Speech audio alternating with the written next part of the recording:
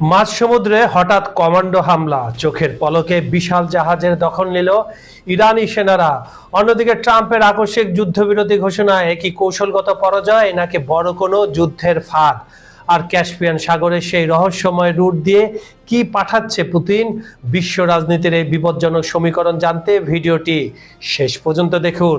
আজকের বিশ্ব রাজনীতিতে দাবানলের মতো ছড়িয়ে পড়ছে একের পর এক উত্তেজনা। একদিকে হরমুজ প্রণালীতে ইরানি কমান্ডোদের শ্বাসরুদ্ধকর অভিযান আন্তর্জাতিক অঙ্গনে তীব্র উদ্বেগের সৃষ্টি করেছে, অন্যদিকে ক্যাস্পিয়ান সাগরকে ঘিরে গড়ে উঠেছে রাশিয়া ও ইরানের এক রহস্যময় সাইলেন্ট সাপ্লাই করিডোর, যা পশ্চিমা বিশ্বের কপালে চিন্তার ভাঁজ ফেলে দিয়েছে। এরই মাঝে মার্কিন প্রেসিডেন্ট ডোনাল্ড ট্রাম্পের যুদ্ধবিরতি ঘোষণা কি কোনো নতুন চাল? টপ নিউজের আজকের ভিডিওতে আমরা এই তিনটি গুরুত্বপূর্ণ বিষয়ের গভীরে যাব এবং বিশ্লেষণ করব কেন পুরো বিশ্ব এখন এক অস্থির সন্ধিক্ষণে দাঁড়িয়ে আছে। চলুন বিস্তারিত শুরু করা যাক।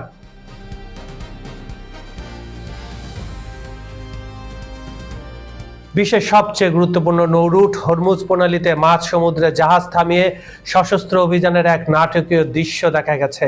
সম্প্রতি ইরানের রাষ্ট্রীয় টেলিভিশনে প্রচারিত একটি ভিডিওতে দেখা যায় ইরান নৌবাহিনীর কমান্ডোরা অত্যন্ত ক্ষিপ্রতার সাথে দুটি বিশাল কন্টেনার জাহাজের নিয়ন্ত্রণ নিচ্ছে। সিনেমার দৃশ্যকে হার মানানো এই বাস্তব ঘটনাটি আন্তর্জাতিক অঙ্গনে তীব্র উদ্বেগের সৃষ্টি করেছে।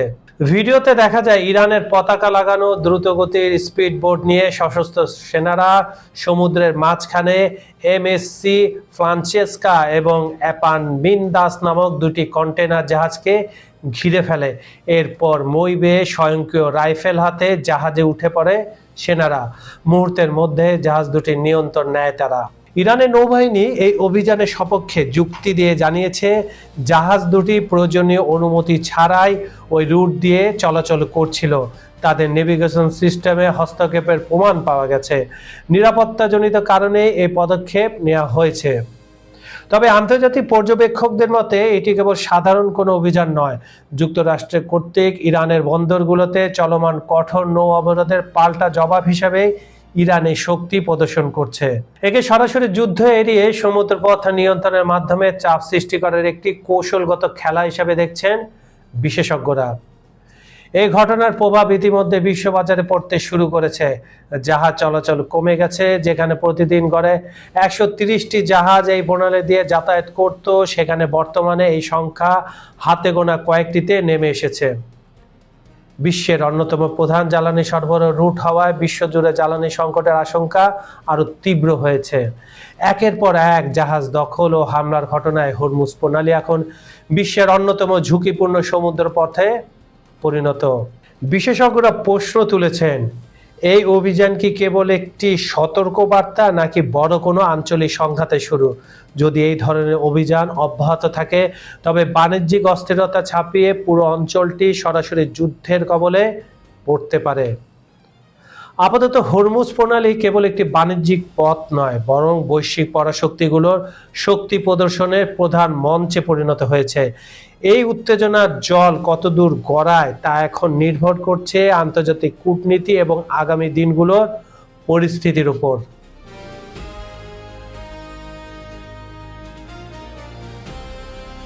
শান্ত পানির নিচে যে গভীর অস্থিরতা আর সমীকরণ লুকাতে পারে তার আদর্শ উদাহরণ ক্যাস্পিয়ান সাগর। বর্তমানে এই সাগরটি বিশ্ব রাজনীতির দুই শক্তিশালী পক্ষ রাশিয়া ও ইরানের জন্য এক অনন্য নিরাপদ স্বর্গ হয়ে উঠেছে। পশ্চিমা নিষেধাজ্ঞার তোয়াক্কা না করে এই রুটটি এখন ব্যবহৃত হচ্ছে সামরিক ও বাণিজ্যিক এক গোপন মহাসড়ক হিসেবে। ক্যাস্পিয়ান সাগর বিশ্বের বৃহত্তম অভ্যন্তরীণ জলভাগ, চারদিকে স্থলভাগ দিয়ে ঘেরা। এই সাগরের সাথে কোনো মহাসাগরের সরাসরি সংযোগ নেই। এর তীরে রয়েছে 5টি দেশ: রাশিয়া, কাজাখস্তান, তুর্কমেনিস্তান, আজারবাইজান এবং ইরান। ভৌগোলিক এই সীমাবদ্ধতায় এই কৌশলগত গুরুত্ব বাড়িয়ে দিয়েছে। বাইরের কোনো পরাশক্তি বা ন্যাটো বাহিনীর জাহাজ এখানে সরাসরি প্রবেশ করতে পারে না। ফলে এই অঞ্চলটি পুরোপুরি একটি আঞ্চলিক নিয়ন্ত্রিত জোনে পরিণত হয়েছে, যেখানে রাশিয়া ও ইরান নিজেদের ইচ্ছেমতো কার্যক্রম পরিচালনা করতে পারছে। রাশিয়ার নিয়ন্ত্রণে বিশ্ব সমুদ্রপথের চাবিকাঠি। বাইরে থেকে ক্যাসপিয়ানকে পুরোপুরি বিচ্ছিন্ন মনে হলেও জাহাজ চলাচলের জন্য এটি বিশেষ পথ রয়েছে। ক্যাসপিয়ান সাগর থেকে জাহাজ প্রথমে ভোলগা নদীতে ওঠে, এরপর ভোলগা ডন খাল পেরিয়ে কৃষ্ণ সাগরে প্রবেশ করে। এই পুরো পথটি রাশিয়ার সরাসরি নিয়ন্ত্রণে, ফলে কোন পণ্য যাবে আর কে যাবে তার পূর্ণ নিয়ন্ত্রণ পুতিন প্রশাসনের হাতে। সামরিক ও কৌশলগত সাইলেন্ট রুট। বর্তমান ভূ রাজনীতিতে রাশিয়া ও ইরান উভয় পশ্চিমা নিষেধাজ্ঞার কবলে। অভিযোগ রয়েছে এই ক্যাসপিয়ান রুট ব্যবহার করে ইরান থেকে ড্রোন ও সামরিক সরঞ্জাম রাশিয়ায় পৌঁছায়। তার বিনিময়ে রাশিয়া ইরানকে অত্যাধুনিক প্রযুক্তিতে সহায়তা করে। নজরদারি এড়াতে অনেক জাহাজ তাদের AIS অটোমেটিক আইডেন্টিফিকেশন সিস্টেম বন্ধ রেখে চলাচল করে, যাকে বিশ্লেষকরা বলছেন লো ভিজিবিলিটি শিপিং। এর ফলে আন্তর্জাতিক নজরদারি এড়িয়ে সামরিক সরঞ্জাম আদান প্রদান করা সহজ হয়।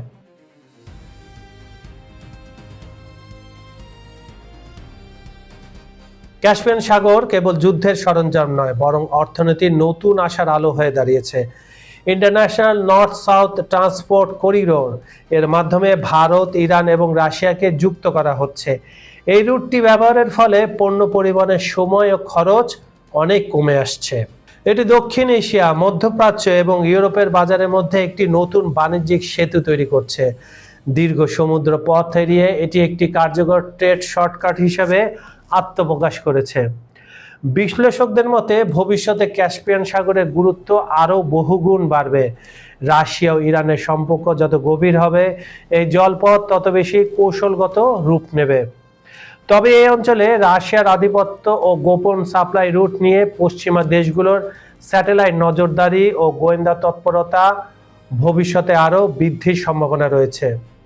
সব মিলিয়ে ক্যাসপিয়ান সাগর এখন কেবল একটি জলভাগ নয়, এটি পুতিন ও ইরানের জন্য এক শক্তিশালী ভূ রাজনৈতিক হাতিয়ার এবং আগামী বিশ্বের এক গুরুত্বপূর্ণ অর্থনৈতিক করিডোর।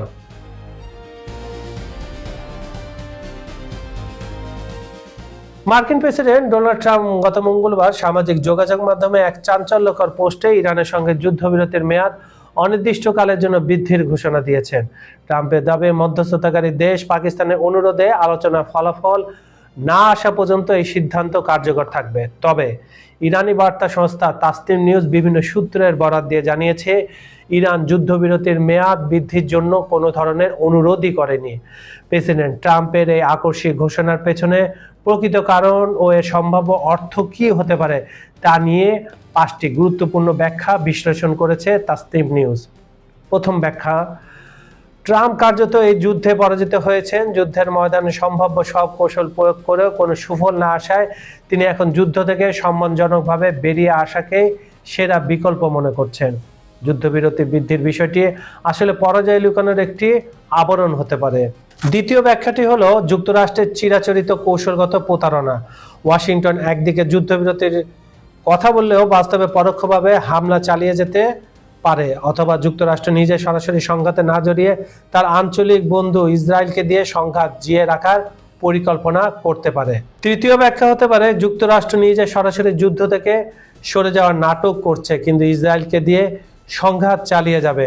লেবাননের যুদ্ধবিরতি লঙ্ঘনের মতো অজুহাত তুলে ইসরায়েলকে দিয়ে আক্রমণ অব্যাহত রাখার সম্ভাবনা উড়িয়ে দেওয়া যাচ্ছে না। চতুর্থ ব্যাখ্যাটি বর্তমান পরিস্থিতির জন্য অত্যন্ত স্পর্শকাতর।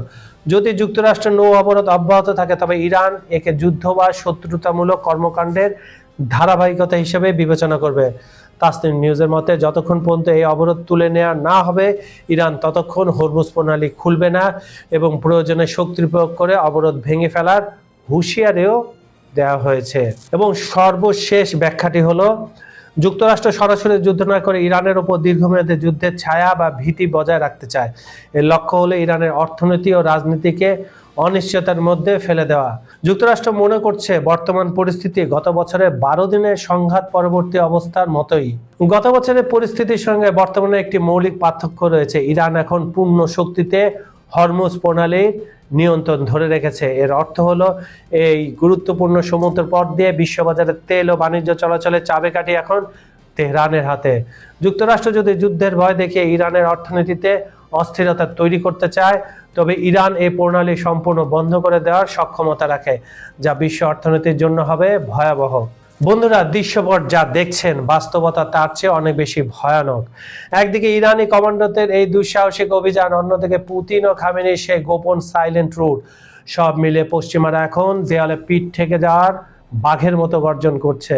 কিন্তু আসল প্রশ্নটা অন্য জায়গায়। ডোনাল্ড ট্রাম্প কি সত্যি শান্তির দূত সেজেছেন, নাকি এই যুদ্ধবিরতির আড়ালে লুকিয়ে আছে ইরানের পরমাণু কেন্দ্রগুলো গুড়িয়ে দেওয়ার কোনো ভয়ঙ্কর গোপন ব্লুপ্রিন্ট? ক্যাস্পিয়ান সাগরে সেই রহস্যময় জাহাজগুলো থেকে যদি সত্যি কোনো গেম চেঞ্জিং অস্ত্র তেহরানে পৌঁছে যায়, তবে কি ইসরায়েল আর চুপচাপ বসে থাকবে? আগামী 48 ঘন্টা এই অঞ্চলের জন্য অত্যন্ত সংকটাপন্ন। পরিস্থিতি কোন দিকে মোড় নেয় তা জানতে আমাদের চ্যানেলে আপনার নজর রাখা জরুরি। আজকের এই বিশ্লেষণ আপনার কাছে কতটা যৌক্তিক মনে হলো? ট্রাম্পের যুদ্ধবিরতি কি আসলে পরাজয় নাকি নতুন ফাঁদ? আপনার মূল্যবান মতামত নিচের কমেন্ট বক্সে অবশ্যই জানান। আপনাদের এক একটি কমেন্ট আমাদের নতুন গবেষণার রসদ যোগায়। ভিডিওটি ভালো লাগলে একটি লাইক দিন এবং শেয়ার করে অন্যদের বিশ্ব রাজনীতি পর্দার আড়ালে খবরটি জানিয়ে দিন। আর হ্যাঁ, সাবস্ক্রাইব করে বেল আইকনটি চেপে রাখুন, ভুলবেন না। কারণ পরবর্তী ভিডিওতে আমরা ফাঁস করতে যাচ্ছি ক্যাস্পিয়ান সাগরের সেই রহস্যময় কার্গোর ভেতরে আসলে কি ছিল। ততক্ষণ পর্যন্ত ভালো থাকুন, সচেতন থাকুন এবং সত্যের সাথে থাকুন। আমি কাজল আজহার আজকের মতো বিদায় নিচ্ছি। দেখা হচ্ছে খুব শীঘ্রই। আল্লাহ হাফেজ।